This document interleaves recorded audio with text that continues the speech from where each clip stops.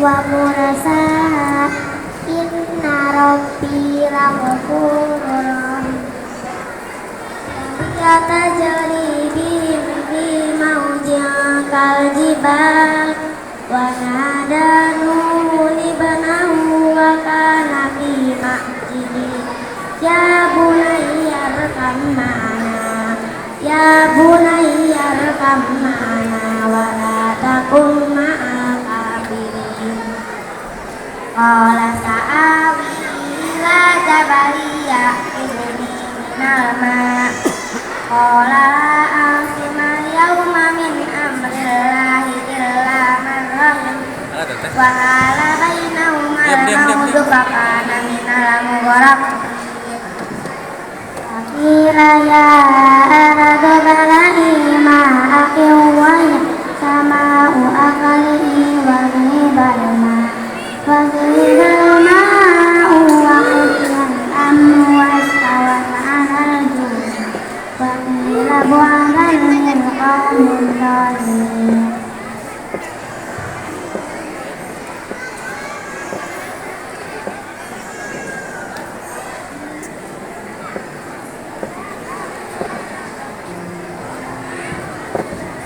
Artinya, dan dia berkata, naiklah kamu semua ke dalam kapalnya dengan menyebut nama Allah pada waktu berlayar, dan berbunyi, sesungguhnya Tuhanmu Maha Pengampun Maha Penyayang. Dan kapal itu berlayar membawa mereka ke dalam gelombang anak gunung penuh. Dan Nuh memanggil anaknya ketika dia anak itu berada di tempat yang jauh terpencil. Wahai anakku, naiklah ke kapal bersama kami, dan janganlah engkau bersama orang-orang kafir. Dia anaknya menjawab, aku akan mencari perlindungan bukumu yang dapat menghindarkan aku dari aibah. Nuh berkata, tidak ada yang melindungi dari siksaan Allah pada hari ini selain Allah yang Maha Penyayang. Dan gelombang pun menjadi penghalang antara keduanya. Maka dia anak itu termasuk orang yang ditenggelamkan. Dan difirmankan, wahai bumi, telanlah airnya, dan wahai langit, hujan. Dan air pun disurutkan, dan perintah pun diselesaikan, dan kapal itu pun berlabuh di atas gunung Judi, dan dikatakan binasalah orang-orang zalim.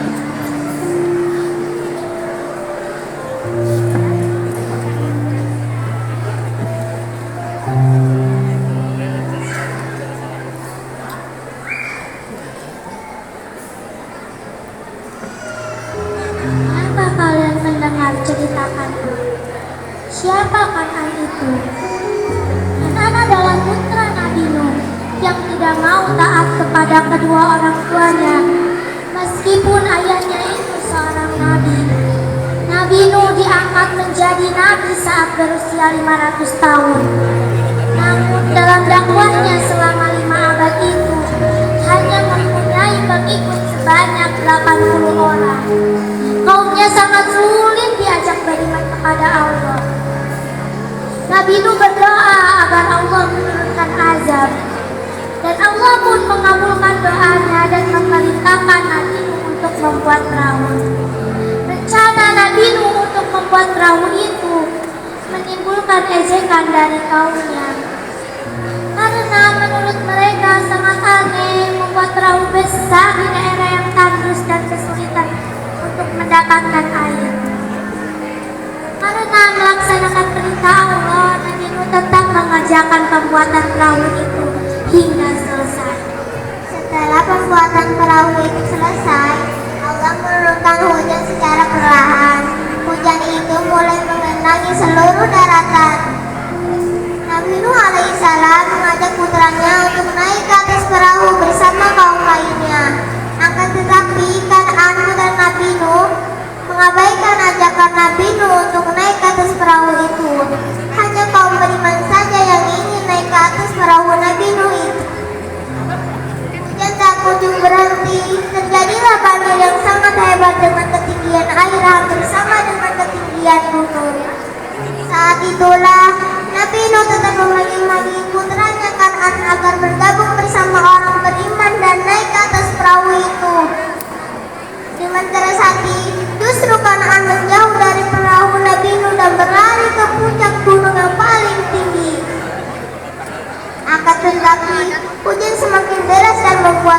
semakin tinggi hingga menenggelamkan gunung tersebut.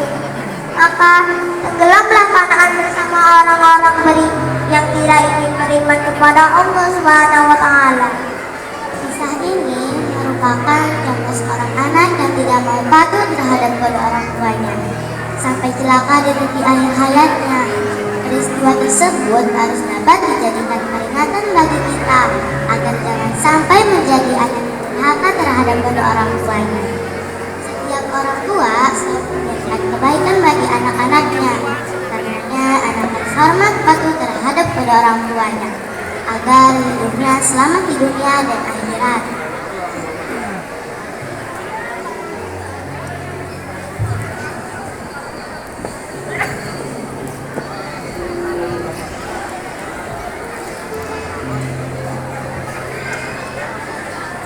Iya mak aja pegang-pegang indah goyang-goyang. Ini goyang-goyang tuh. Nanti aja lihatnya nanti. Gue lihat kesana aja kata.